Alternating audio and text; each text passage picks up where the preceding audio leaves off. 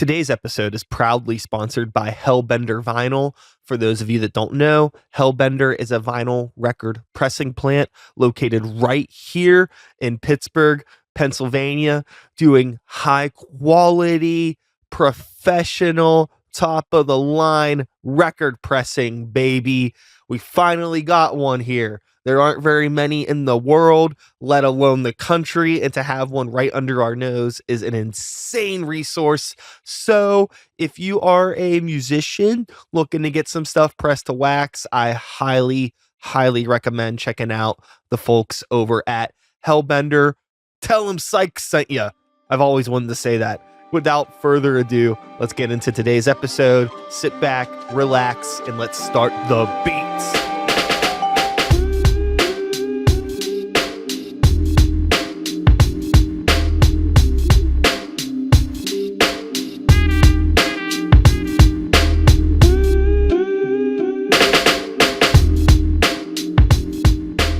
You know, of course, this is a podcast, so whatever is said in this universe during this hour is reality. Yeah. My reality. Yeah, if we say it's my fucking show. If we say it, it's true tonight. Man, I'm gonna say something stupid, and then we're gonna watch this back and be like, "Oh man, I said something really bad," and before that, I said it's definitely true. That's not good. Yeah. So, right now, regarding your music and what you're doing, you released an EP or an album or a release, whatever. A record. That's what I'm calling it. So people don't get mad if I call it an album at the length it's at. You released a collection of songs. Yeah. We can call it that. What is like your What's your strategy here? What's your rollout plan? What's the business talk? What is Sachem doing regarding getting this heard? Because me and you come from a time prior to all of these TikToks and Snapchats and whatever the kids are using these days to tell people all about their music, right? Sure. Okay. You know, you showed up here with a compact disc. There may be people in the world don't even know what this is. Yeah. I'm being a little bit silly, obviously, but you know, times have changed, and I'm curious about how those times changing have affected you as an artist. Well, that's a really excellent question, and let me play off of that for a second, because there is no physical version of the new record. What I handed you there was one of my older records.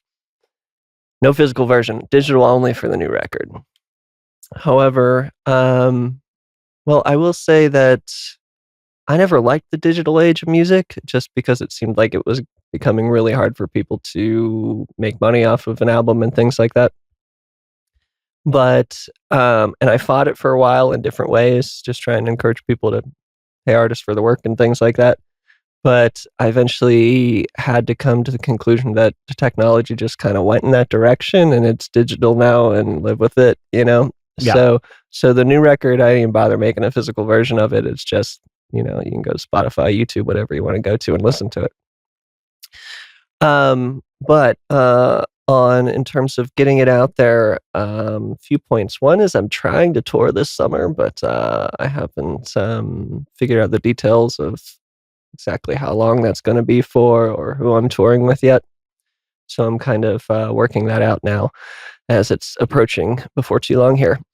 So I do want to tour this record, and I didn't tour any of the previous records, which was a big regret of mine. Just didn't line up to make a tour happen in those years. So I'm hoping this first one is going to happen this summer for the new record, to get that out a bit. But since the record is instrumental, I actually, one of my bigger interests right now is finding outlets to sync it up to film work, whether that's, would love it to be in a big production picture, but anything I can get it into, you know. I think the music works just really well as film music, but because it's industrial metal, it's not going to go into the next Hugh Grant romantic comedy, you know what I mean? It's going to only fit in certain places.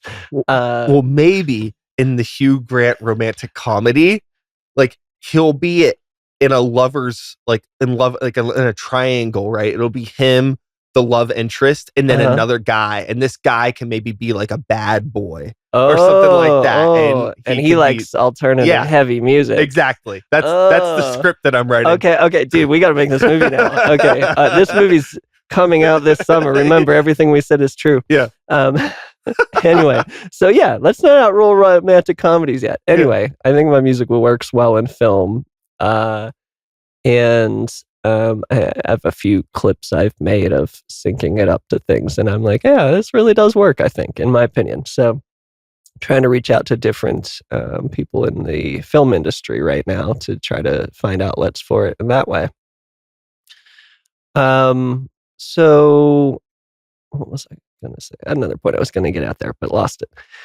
Anyway, I would say those are the two main things that I'm looking to try to get this out there to people, is find instances where it works in film music. Oh, no, what I was going to say was I worked on 2 short films in the past. So I've written music for film in the past. So maybe I have a little bit of a sense of what works and doesn't work for film, but also just because it's instrumental music. And the music I wrote is, it's not your typical kind of verse, chorus, bridge type songs. And like I said, it's instrumental. There's not even any vocals on this record. And so there's a lot of change in the music. It's a lot of changing sections. One or two of the tracks on the album might not have any repetition. I can't remember exactly. So as film music, there's a lot of material within each song of like different things going on, where if it was just 10 seconds, 15 seconds in a film clip, you got something interesting there, something that creates an interesting scene or an interesting emotion or atmosphere or something.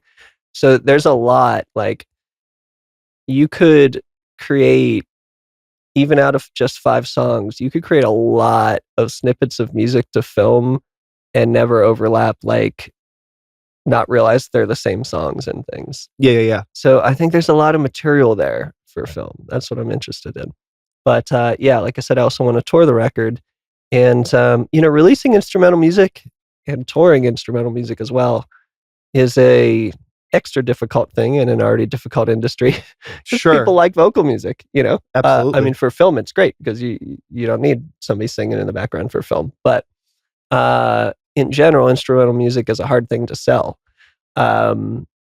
But I never felt like I was doing something that was a bad idea writing this record. I never thought like, it's instrumental, nobody's going to like it. I thought, well, I'm going to write a great instrumental record, and well, you don't have to like it, but I did something I'm proud of, Yeah. So this, like I said, it's my first instrumental record. I don't know what my next record's going to sound like yet. This one's like, the title of it is industrial metal music. You don't have to wonder what it's going to sound like. I mean, if you don't know that genre, then you have to wonder, I guess. But I don't know what my next record's going to be. I don't know what genre it's going to be, but it's probably going to be a vocal album again, rather than doing another instrumental album. Mm-hmm. So this is kind of like a one-off thing for now. But I totally feel 100% confident in it. I made an instrumental record. I made the kind I wanted to make, and I think it serves a purpose. It's not something I wasted time writing. Yeah. Hope anybody out there listening to it feels the same way, but who knows? No, I think that it's important to, follow whatever the little creative goblin in your head is telling you to do. If it's telling you to make some instrumental songs, then do it. Yeah, and that's what I did. And if you find the inspiration to do something that's more vocally driven, cool. I find that it's really hard for me at this stage of my life to find so much to write about. Because like I write lyrics for 3 different projects right now. Yeah. And I try to write from a genuine perspective that is real, that comes from me. Yeah. But I only live one life. I don't live 3 Sure. different lives. Wait, how do I tell stories for 3 different projects? Wait, can I ask you a question? Yeah. Wait, you are the singer for both Normal Creatures and Grey Walker, right? Yes. Okay. I haven't seen Grey Walker live yet. I've been wanting to see you. Are you guys playing Poetry Lounge soon? Plug in. We are playing Poetry Lounge on I believe it is Friday, April 18th. Okay. All right. Yes. Yes, I would like to come out to that show. Anyway, so you're the front person for 2 bands. What, you have a third project you work on too, but is that not a live project? No, it's like my current solo project that is like more of an industrial project. Oh, right. Yeah, Oh, and that's called Altered Remains. Didn't you release something recently for that too? Yeah, I did. I just released a song a couple days ago. I guess yesterday. Oh, yesterday. Yes. Okay, good plug-in then. My goal, so I released the first song on January 1st. Mm-hmm. And then I released another song on February 1st. And then I released another song on March 1st. Oh, okay. So my goal is to release 1 song a month, the top of each month this year. Oh, awesome. I got to go listen to these tracks. Well, what I was getting at here was, so since you're the front person of 2 bands and you have a solo project, wait, you don't do that live at all, did you say? Not yet. I'm not opposed to doing it live. I haven't figured out logistically what that's gonna look like because it is just me. Okay. And I'm not going out of my way, but if somebody asks me to play a show, I'm absolutely gonna say yes, and then I'll figure it out. Yeah. Okay, I feel like Okay, so what I'm getting at though is you probably gotta kick out a lot of lyrics and a lot of songs, right? For all these projects. Yeah, I mean, being very, very like realistic about things, like Grey Walker writes a little bit slower than the other bands do.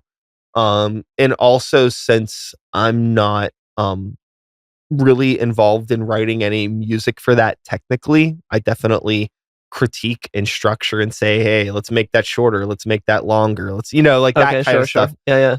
But so I kind of get removed from that, and then I find that I don't have to, it's not an active, I'm not always working on something for Grey Walker. That's more or less they'll finish a song and then I can kind of focus on it in a blip. Whereas with like Normal Creatures, that's like my child. Okay. So that's like all of the ideas come from me, and like it's a lot more involved and does keep my brain pretty busy in terms of like, what are these songs going to be about? Why am I doing this? And then I guess it's the same thing with the solo project too. So it's a lot. Yeah, it could be a lot. Yeah, and if I spend all my time working on music, I'm not living a life that I can write about. That makes it hard as well. Yeah. Stuck in your room all day writing. Another day in front of the computer. Yeah, something like that. Yeah, so getting back into writing lyrics these days, now that I'm done with an instrumental record, I'm like, wow, what if I want to write good lyrics and it's not something short and snappy or something, if I want to write like good lyrics and it's a fair length song without a ton of repetition or something, like it takes a long time, Yeah. Like you don't write a masterpiece, like lyrical poem, like in one night. You got to come back to it. And I mean, like with Grey Walker and Creatures, those are bands that I will sit on lyrics for a very long time, and I will go back and I'll change them. I actually just completely rewrote 2 of the new Grey Walker songs. I think I may have kept some pieces of my original pass-throughs, but I was just like, this isn't gelling with me. Or like sometimes I'll just like really get really picky about like what words I'm using and what cadence or syllable counts and all that stuff. It's always important for me. It's like it needs to work well with the music. I don't like to have just like vocals that are just stamped on top of stuff. I feel like everything should be dancing together. Okay. And also too, I'm really specific about making sure it's something that I can actually do live, particularly for Grey Walker, because it's a little bit more exhausting a process. And it's like, sure, if I'm in the studio, I can make the sound fucking cool and everything's all dense, but it's not, if I can't do it live, why am I going to do this?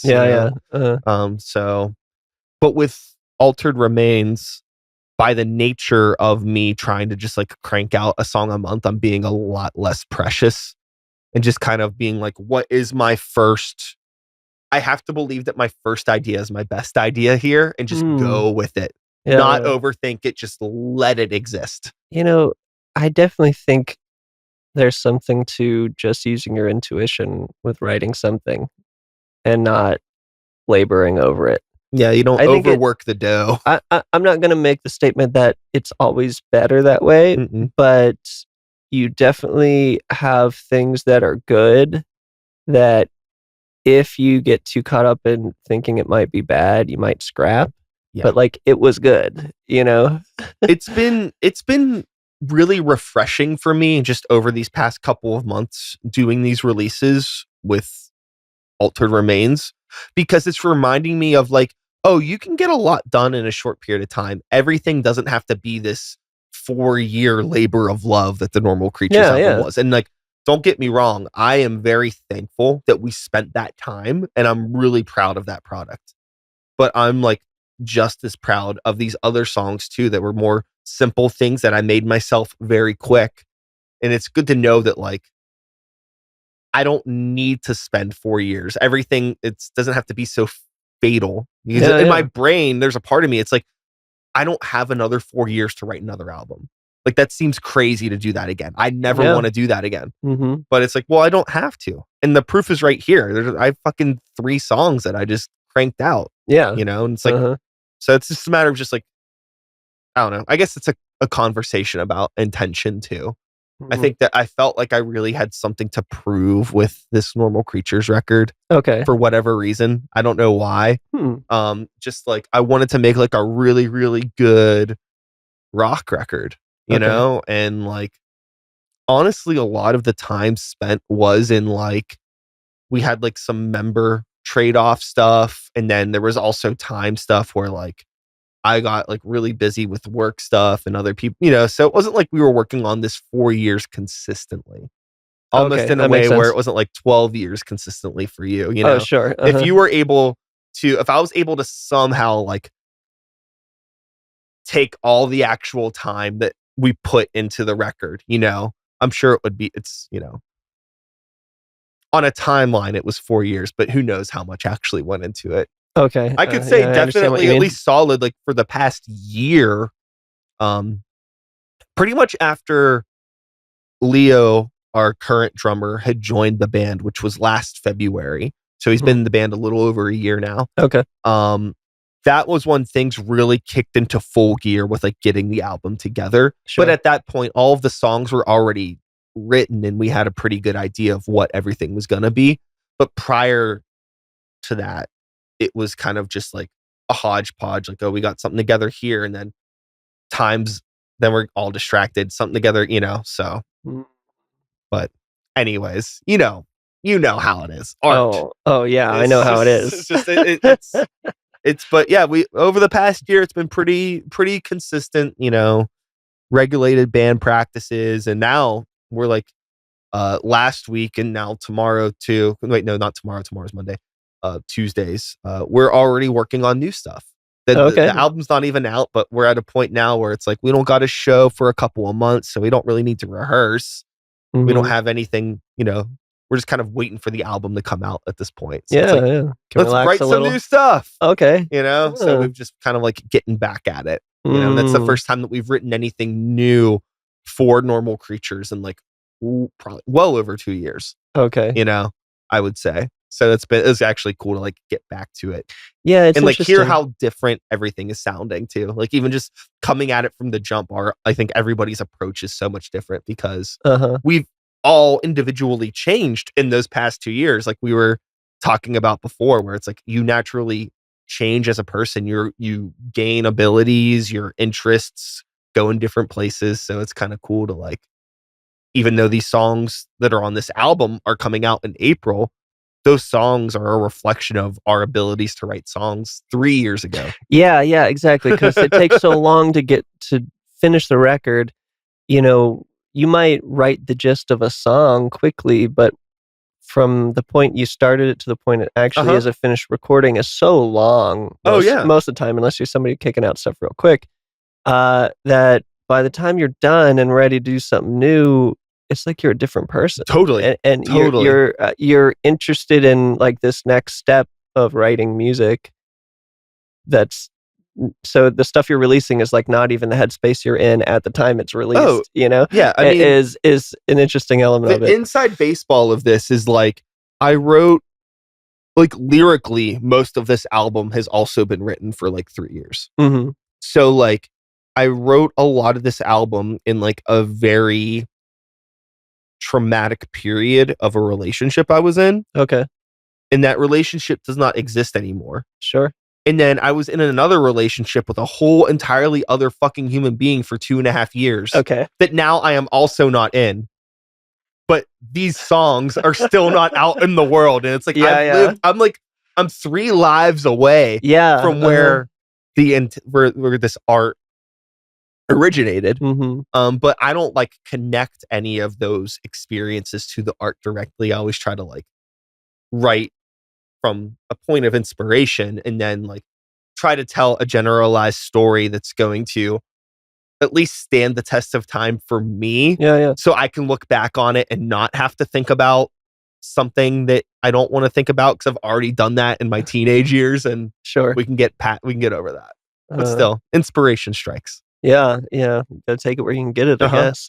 Yeah, definitely. But yeah, it's cool though. Just like now that we're starting to work on new stuff again, and just hearing where things are coming from all these years later, you know? Yeah, I remember when I was releasing my old records, it was always like, literally as the album was being released, I was kind of like, it was hard for me to be as enthusiastic as I should have been at that time, because I'm already like, okay, this is the way I used to look at writing music. I'm doing this now, you know? Yeah. And it's like, well, okay, it's feels old to you already, but it's brand new to everybody else, and I should have an air of enthusiasm talking about and promoting it to people and say, oh, I wrote this great thing or something. But yeah, it always felt like, okay, all right. I mean, the song that took me last to write on an album. So, okay, so say I had like 10 tracks on each of my earlier records.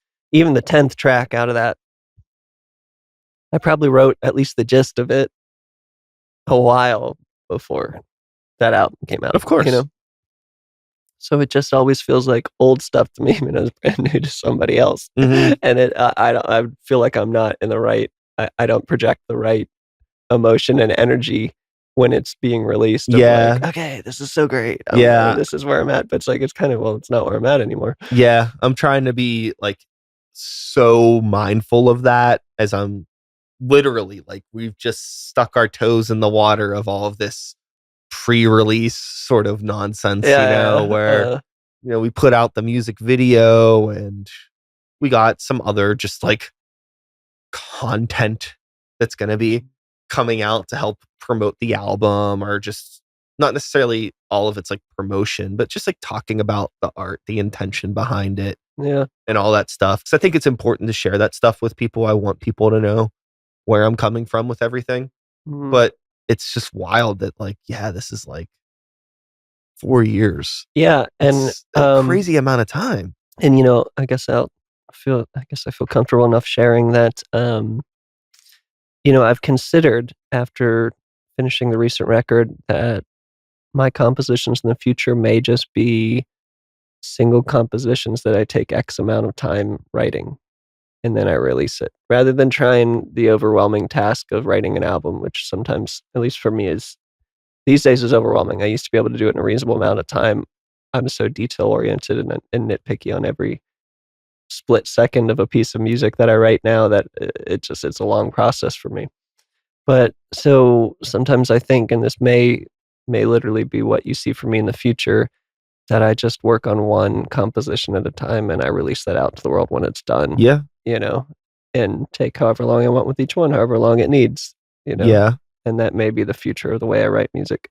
It's been interesting with, again, bringing up the Altered Remains project, getting to release things and getting more of an instant sort of reaction to things has been really interesting, because I could have very easily let this be a thing where it's like, I'm not going to release anything until I have 10 fucking songs or whatever, and you're going to hear this whole 40-minute long body of work, because that's my intention. Yeah. I'm an old guy. I'm like 60 years old, right? So, that's how I think about art. I think about art in the music form, and I've always been so disgusted by singles artists, but now that's what I'm doing. And it's actually kind of cool to be like, oh, this song that I wrote 3 weeks ago is already out there in the world and people are reacting to it. You get a And I could response. kind of like pivot, like, oh, like what is the next song I'm going to release? Are people into this? Do I want any of this to influence what I do moving forward? Yeah. Or is it just kind of cool just to know that like it's just out there instead of it being like, oh, this is something that I worked on 3 years ago. This is something I did 3 weeks ago. And So- you're actually getting this is me now. And you're hearing this now. So this stuff that you released recently, that you said you did like one a month or something like that, Mhm. you composed them not too long before their release? So yeah, I started this project in general. None of it existed before August.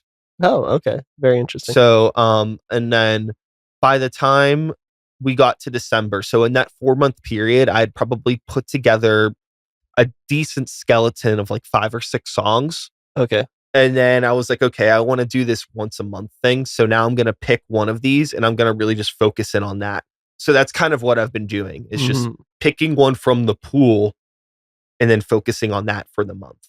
Okay. And then in that time frame, there have been a couple more ideas that have been added to the pool. So I'm sitting on like 8 or 9 song ideas, but I think only 5 or 6 of them actually have like lyrics like assembled for them. A lot of them are just like the musical composition pieces.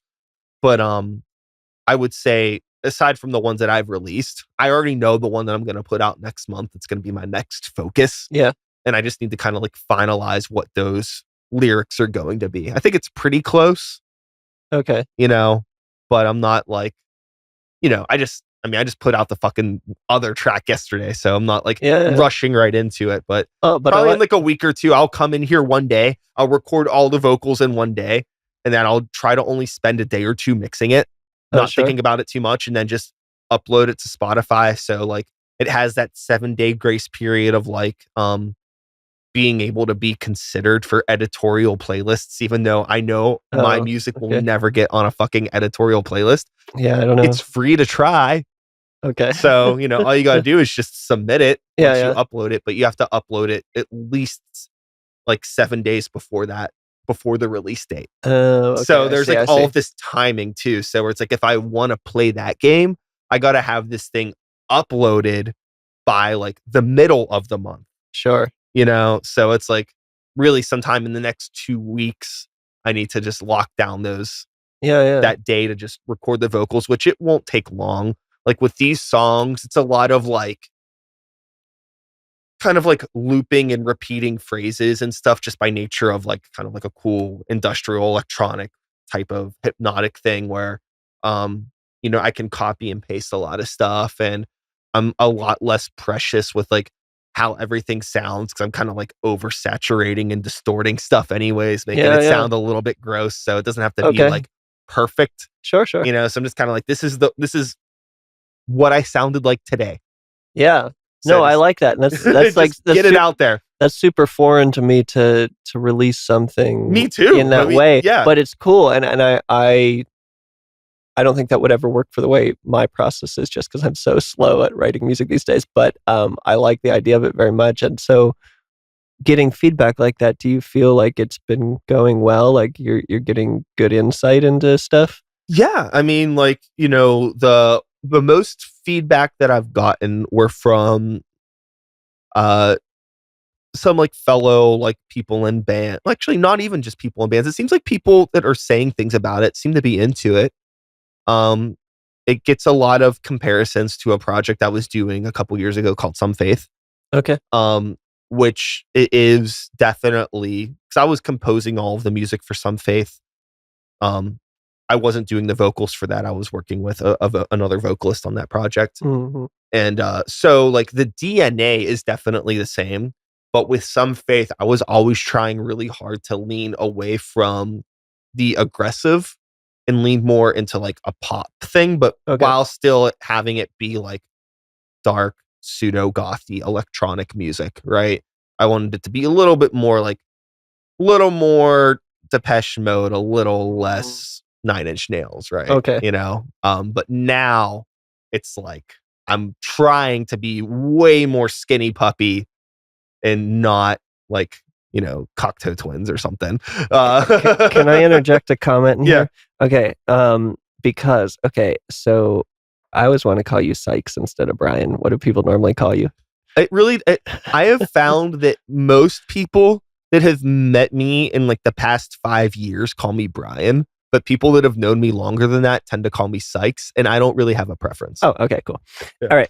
Anyway, here's how I know you're a cool guy. Let me explain this. Okay.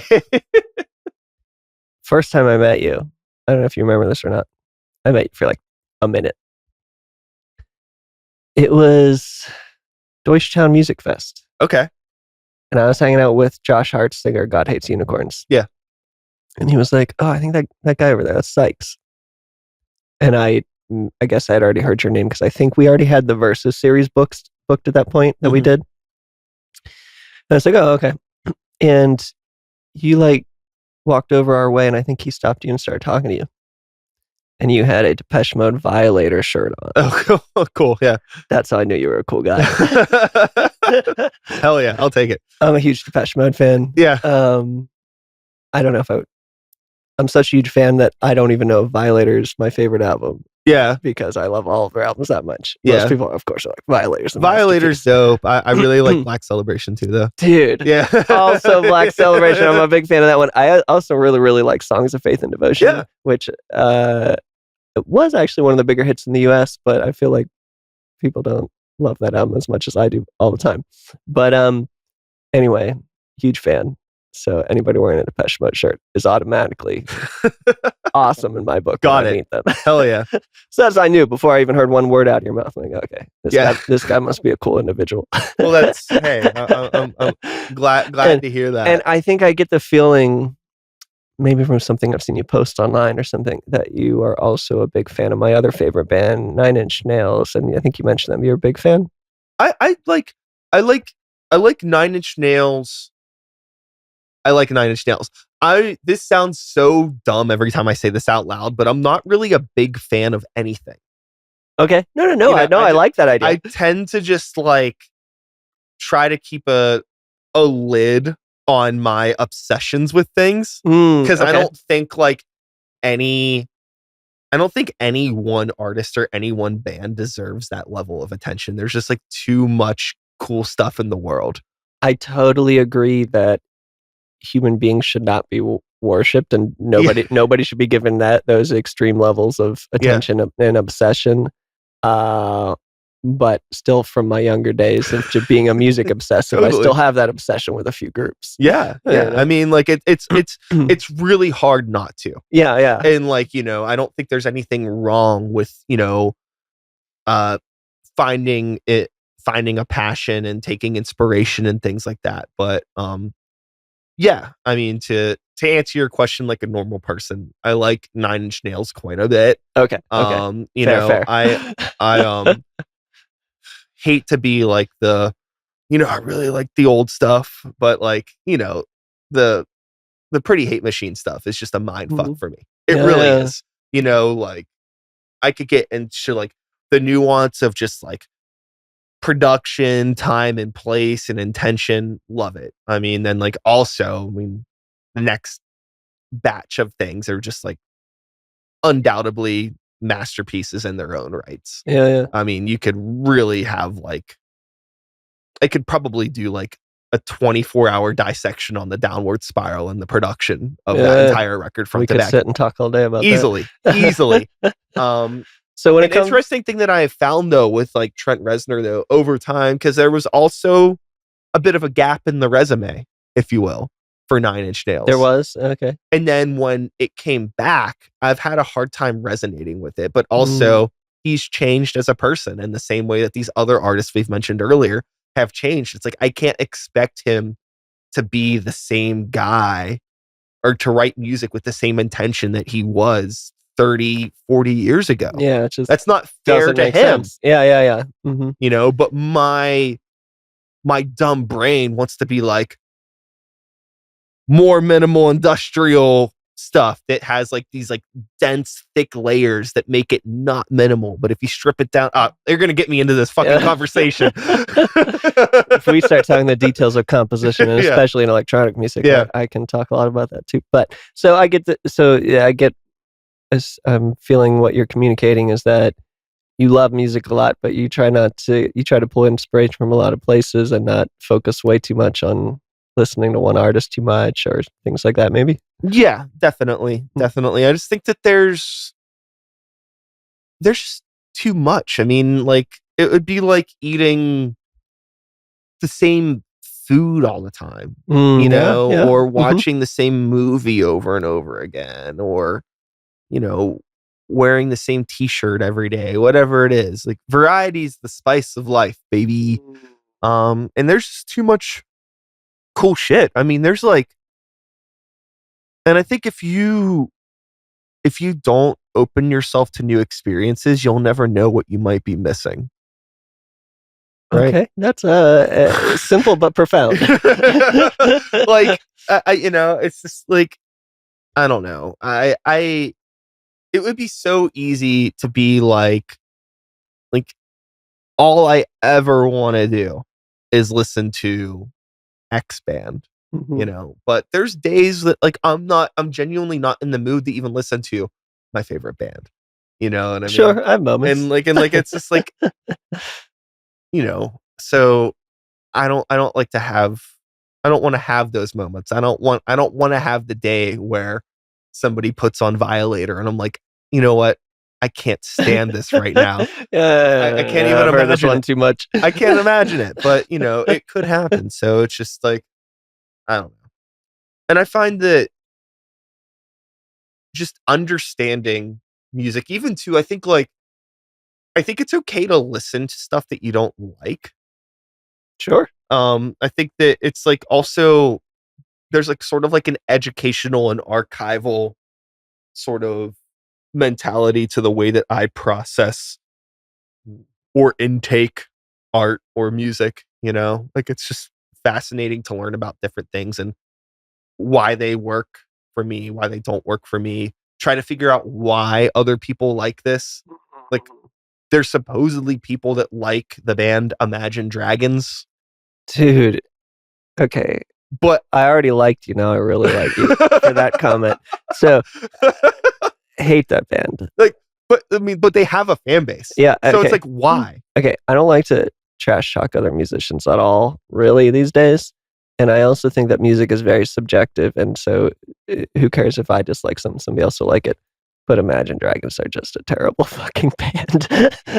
I find that like in my self-work, right, that I've done trying to dissect my genuine issue with Imagine Dragons, outside of just being like, because this band sucks, I think it's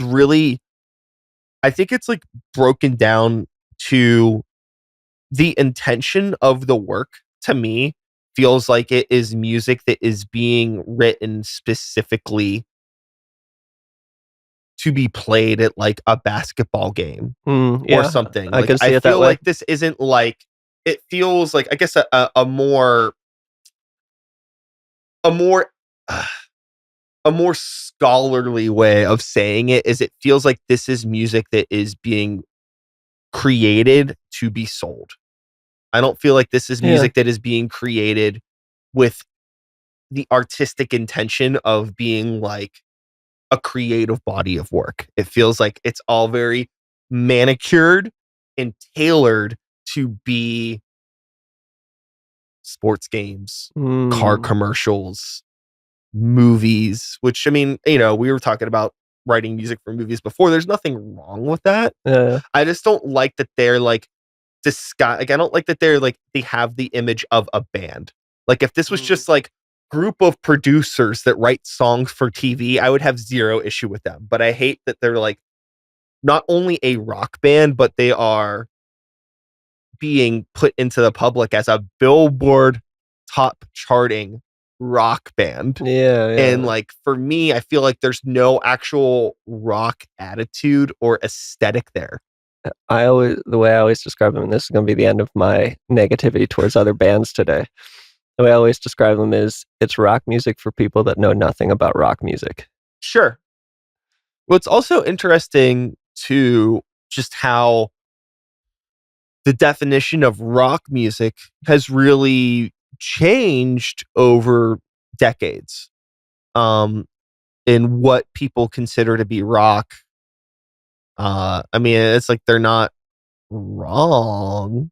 I mean, technically, Imagine Dragons, I guess, is a rock band.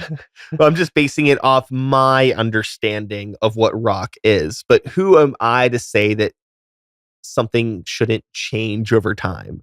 Am I just the old guy yelling at the clouds like, this ain't my rock and roll? I don't want to be that guy. Yeah, well, you have to wonder as you age, am I just the old guy complaining about something? But you shouldn't feel that your opinion is not worth something because you age as well. Yeah. And you should still use your brain to be critical. And so I'm going to be critical of that band until the day I die. I started it, so you don't gotta. Yeah. So I'm with you. Anyway, be critical is what I'm saying. Now, but like I said, I really I'm the kind of person that's artist subjective. Like what you like. I usually don't badmouth much of anything these days, but occasionally there's a group when brought up. I don't mind talking some smack on them. Yeah, it's just like, there's just. It's interesting the way that like there's something that's very undeniably scientific about music in regards to sound waves traveling and they're entering your body, and I don't think any of us really fully comprehend the human brain and how it works and how reactions to things operate inside our body. Okay. I mean, is this something as simple as me and you just genuinely being like sonically allergic to the sound waves of Imagine Dragons?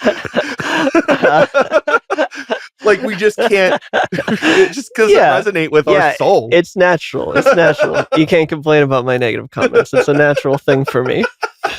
Yeah, I mean, like, but I wonder if there is like some scientific study happening somewhere where like, could you, in theory, in my brain, I mean, the world's a crazy place. Could you be like what is equivalent to like sonically allergic to a certain combination of sound waves that would result in Believer by Imagine Dragons, or something that we like a lot, or like Head Like a Hole by 9 Inch Nails, right? Like that is like, when that enters me, I feel like that, it's almost sexual. Well, can we get into? Is it all right to get into a little bit dark place for a second? Absolutely. Didn't you mention Skinny Puppy earlier? Yeah, one of my favorites as well. I don't know if you know much about the Guantanamo Bay Skinny Puppy stuff, but their music was used as torture in Guantanamo Bay because they thought it would get visceral reactions or something. I don't know what the exact reactions were. I didn't see videos of these. I don't want to watch videos of this torture. If anything, I'm quite disturbed that you can take one of my favorite bands and use their music in such a disgusting way. So I would say there are definitely bodily reactions and psychological reactions people will definitely have to music. So hopefully those things should be for the better most of the time. Maybe you just don't like something, I don't know. But at any rate, I wonder if there's some like AI tool that you could run your song through that would tell you how different people would react to it. Oh, interesting. So like, okay, 14% of listeners of this song would vomit. 50% would think it was the greatest thing they ever heard. You know, what kind of weird data you're going to get from each song you put in. Yeah. I mean, if I had that tool, I feel like a steady, like, thinking this is awesome. Like I'd say like an 80-20 on awesome vomit would be like, that'd be like a range I'd go for. Yeah. It'd make you feel like you're doing something right. Yeah. Totally. I like that. And then you could reverse engineer it, I guess. You could be like, okay, what kind of details do I need to put in a song to get these percentages of reactions? Yeah. Well, the issue is, I think an issue with modern music now is that people are trying to use things that are probably similar to that to try to guess what's gonna work. Yeah, And I feel like that's why so much modern music is, at least on a popular level, stuff that you're hearing like in the realm of Imagine Dragons. I think it is like intentionally manufactured to be so bland and inaccessible that they could just kind of put it everywhere rather than letting Yeah. anything have too much character. It's too risky. Yeah, no, I agree with that. Right? Definitely. And it's low risk these days. I wanted to ask you something. I think you'd be a good person. This might be an interesting topic to fit into our conversation here. Okay. How do you feel about AI with music? As you and I are people who like to write music with synthesizers, and for the last 50 years, especially, synthesizer music, especially in the early days, was very much like, fake stuff. You're using this technology to make the music, and why not a guitar and a piece of wood with some strings on it and a drum you can hit and stuff. How do you feel about that today with AI now being the new technology you can use to make music? Are we would we be old guys to oppose that, as opposed to finding ways to make the technology do something interesting with music? I have given the AI and music thing some thought. It doesn't particularly concern me because, at least it doesn't really concern me as an artist myself, because I already know the type of music that I want to make is so hyper specific, that it's already for a limited amount of people anyways. I feel like the people that are probably going to suffer the most from AI, at least in this early stages of it, would be people that are trying to make like your Imagine Dragons or like accessible pop music. I think that stuff's going to be way easier to replicate than like weirdo niche mixed genre type music like I make. But Okay. and it also, and it's like, if somebody wants to listen to something that they know is fake, then whatever, that's on them. I have zero control of what people are going to want to listen to. Um but I just don't care.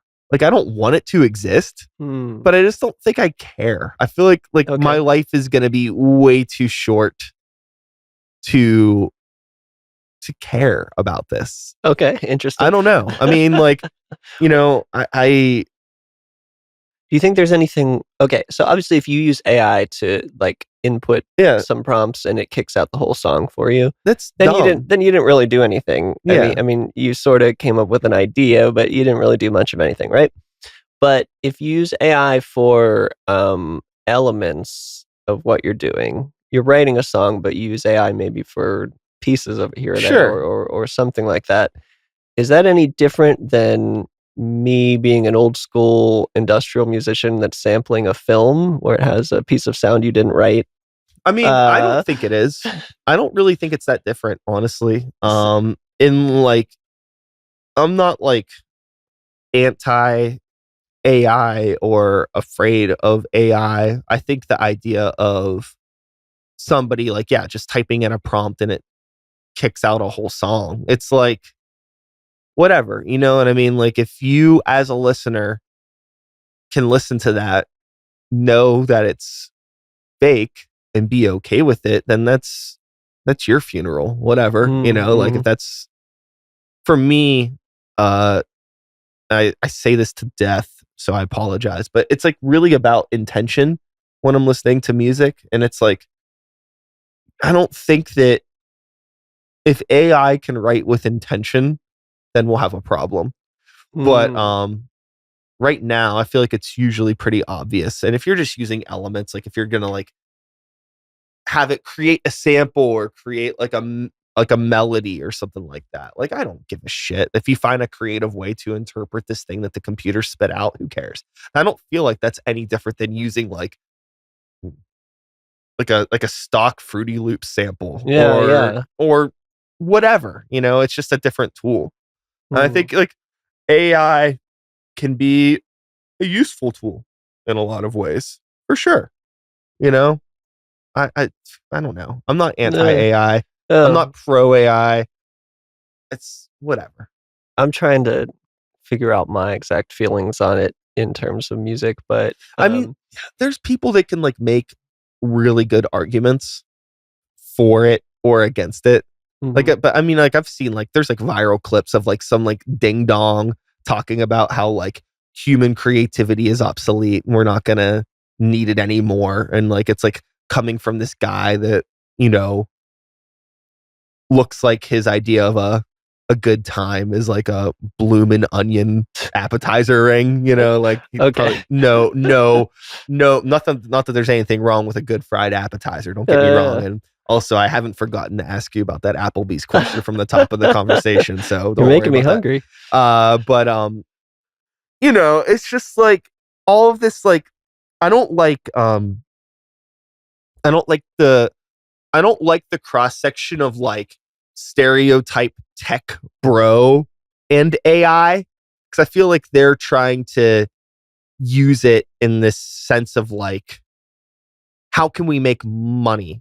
This next, like, it's an investment, and like that shit grosses me out. Okay. But if there's like somebody like some way to use like computers in a creative way, I'm for that. Again, being like primarily an electronic musician, I have no issue with computers assisting in writing music. Computers have assisted me in writing music my entire musical career. Yeah, that's kind of exactly what I was getting at. It's just a different, I also feel like the term AI is getting used way too much. Like they're putting it on everything.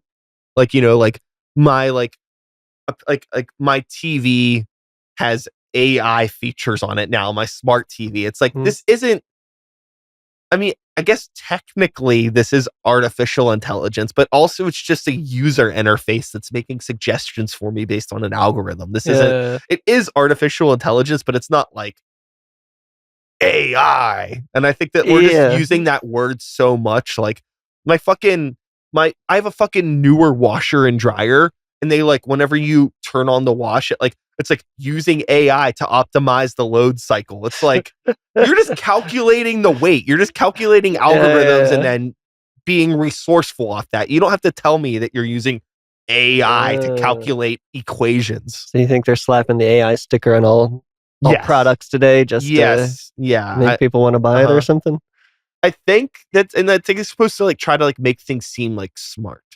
Yeah, sure. Make it seem like it's more high tech than it is, where there's nothing high tech about math. There's a computer in my washer that can calculate the weight and then determine how much water or soap it needs based on the weight. Yeah. That's not AI. Yeah, it doesn't sound like anything we haven't been able to do for a long time. Okay, like fine, but like it is kind of fucking wild if you like go into like, if you use like chatbot and you like go in there and type up a prompt like a movie script about two guys that host a podcast and love Nine Inch Nails, and then in like less than 5 seconds it'll drop an entire script. It might not make sense, but the fact that it can at least try to start something very quick, that is wildly weird and concerning in some ways. Yeah, okay. I feel you on that. I don't know. There's a lot of nuance to that's the short answer would be there's a lot of nuance to this conversation. Yeah, absolutely. I think I people have all these fears about AI and stuff, and I do fear it taking work away from artists and musicians. I would say I do fear that aspect of it, of people using it too much and people getting paid less for the work. But I'm trying not to ever fear technology as an electronic musician. I don't think I should ever be afraid of technology and what it can do. I think if I cross that line, it will make me feel like, what have I been arguing all these years promoting the love of electronic music and the love of synthesizers and sequencers and computer music and stuff, I feel like it would defeat everything that I've spoken up for about electronic music if I start saying, no, okay, now the technology sucks and it makes us feel fake or something. I mean, I don't think there's anything wrong with the technology itself. It's just the intention. So really, what I'm saying, at the end of the day, humans are always the problem. Is that a point you get to on the podcast a lot? No, but I mean, really, it's how it's being used. Okay. You know, it's like if you, as a human being, decide that you need to create something that, you know, can spit out an entire song to get rid of the need for artists. Oh, there's like the whole fucking wormhole of like AI artists on Spotify that are like controlled by Spotify that like generate revenue for Spotify. Like there's like a whole like wormhole conspiracy theory about this kind of stuff that I should have definitely led the point with, or led your question with, because that's like a whole other fucking problematic can of worms. Okay. And also like, yeah, I mean, it does. You're also just like with that kind of stuff, you're in general, even outside of AI, the ease, there's another conversation to be had about how easy it is to get music made and how easy it is to distribute music and how dense the environment is as a result. I think that everybody has the right and should create art and should be able to freely distribute it to whomsoever they want on every platform, having that flexibility, being able to, we can go over there and write a fucking song and have it distributed all over the world within 24 hours if we wanted to. And that's crazy to think about. Yeah, it's really weird. But that's not unique to us. Everybody with one of these could technically do that. Yeah, you know, exactly. So there's just so much content already being made by humans. And it's so hard to cut through the noise to get people to pay attention to you just for a few seconds. So maybe they'll listen for a few seconds more. And then you just fucking open up the floodgate to like, here's computer algorithms that are making these AI songs and we're going to make the pool even denser. Good luck. Oh, yeah. That's a bit of a problem. Yeah, I see what you mean. Well, I'm going to have to go home and do some reading on that subject because I hadn't even heard about that whole can of worms yet. Look into the Spotify controlled AI artists. Wait, did you say this is a conspiracy theory, or is it proven to be done already? I'm pretty sure it's legit, but you know, we're just going to say it's a conspiracy, not a theory. Not a theory. Okay. And like also too, like there's people that also aren't necessarily like directly controlled or ran by Spotify, like just like fake artists that are just making a ton of money by like doing like these like really like there's a lot of like kind of like ambient drone like relaxing music type things that are like that kind of stuff is really easy for AI to bot. Where it's just like, oh, okay, we need to make something and like I want a piece that is between 2.5 and 3 minutes long in this key, you know, using this type of mood. And there's probably a whole bank of sounds, pads and things like that in that mood. And it just, the AI will just MIDI structure chords and, you know, put together something that musically makes sense. And it has like a pretty pad sound. And like, I mean, that's all a lot of writing that music is, not to be so reductive to any genuine ambient artists out there, but it's a lot of that. It's a lot about finding tone and feeling, right? But you know, there's a lot of that stuff for computers to study and replicate now, and that's scary. Oh, okay. Yeah, I see your point on that. But I don't know. You know, I'm only me. I'm just one small ant in this farm of creativity, working alongside all these other guys, still trying to just uh, build something cool in my little community. I'm not trying not to worry too much about what's going on out there anymore. It's like Okay.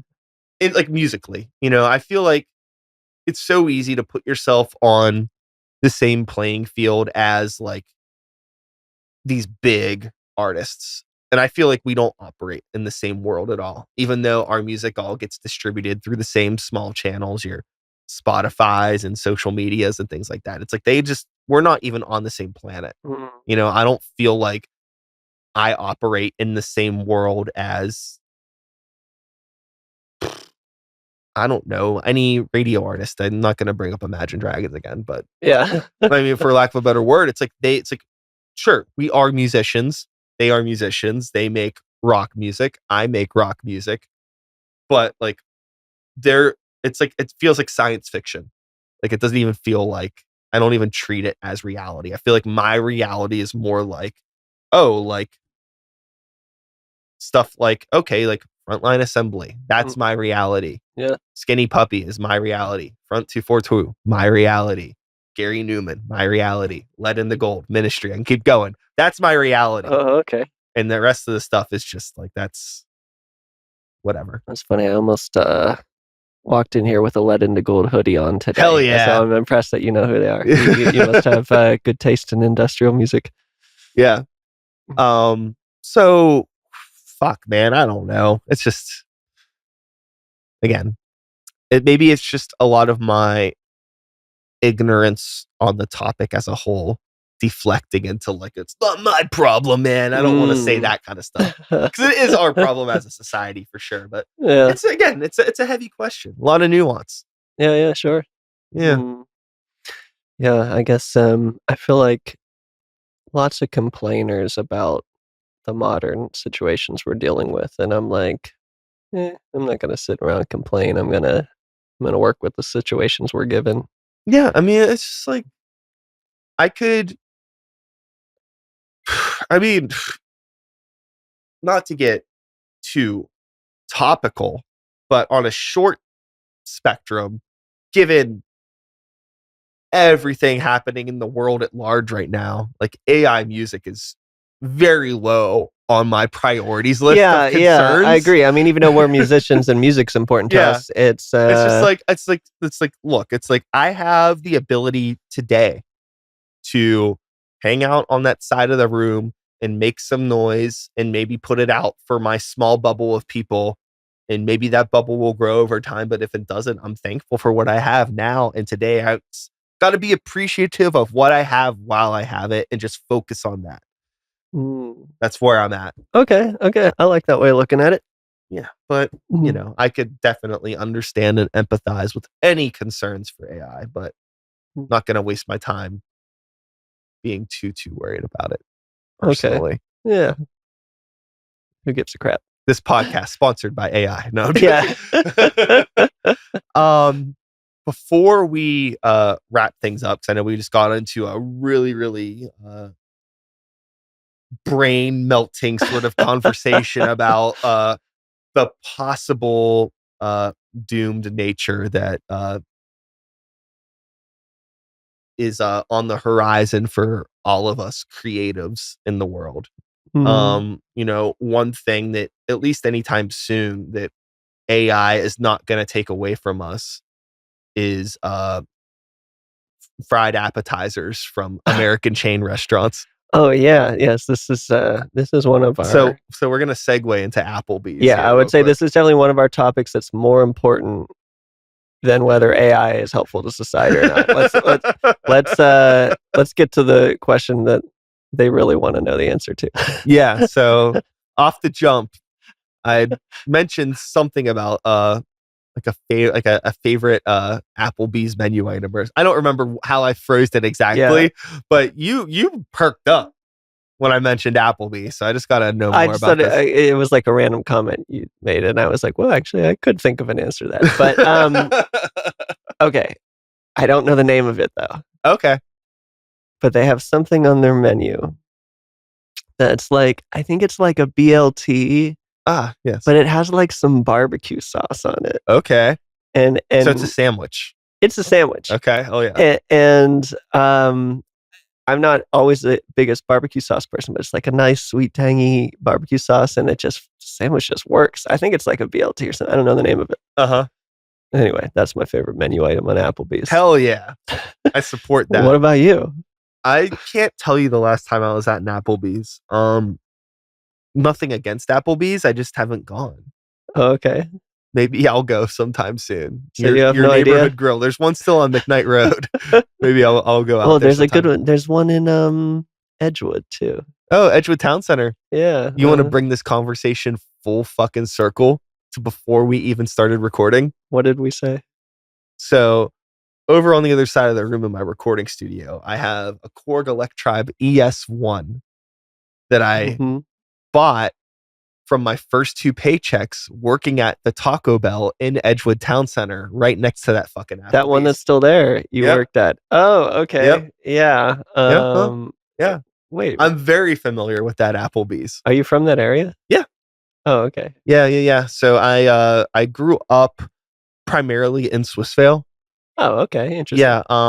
But we bopped around a lot. So I lived in Wilkinsburg and Regent Square and Edgewood and Swissvale and Braddock Hills, like up a little bit above Swissvale. Like, yeah. So nice. Well, glad that they corporate Taco Bell overlords were actually funding electronic music and not knowing about it. Oh yes. Yeah, if only they knew.